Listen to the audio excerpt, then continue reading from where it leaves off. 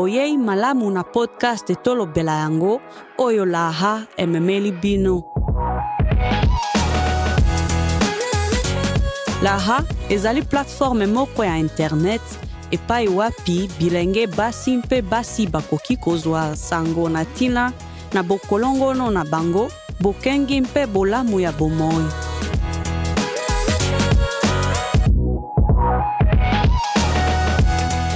Makambo nyonso tozali kokabola esalemi na boyebi ya siansi mpona mateya kaka. Ezali te mpona kozwa esika ya toli ya monganga to lisalisi ya mosala ya bokolongono.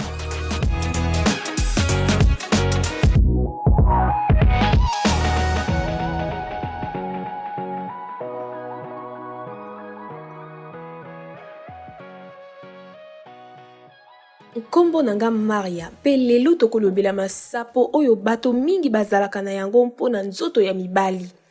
Mingi mpona nzoto ya mibali. Tala mwa mituna oyo bato mingi bazwaka biyano mpona koyeba makambo na yo. Ezali na batai ya lolenge ebele kaka ndenge moko na nzoto ya basi to ya bana basi moko na moko ekeseni.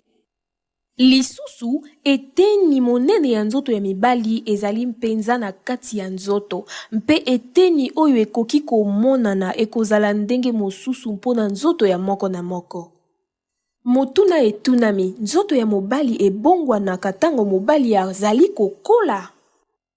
Tango mibali bazali kokoma mibange, bongwana ya ba hormone ya misisa mpe ya misisa ya bongo ekoki komema mbongwana na mposa mpe posa ya kosangisa nzoto ya mibali. Kasi, ezali na preuve moko te o etalisi ete soki nzoto ya mobali ya libanda etelemi ebongwanaka. Motuna mosusu etunami, mibali mpe bakoki kozwa ba infection? Iyo, mibali mpe bakoki kozwa ba infection ya levure to ba infection ya masuba.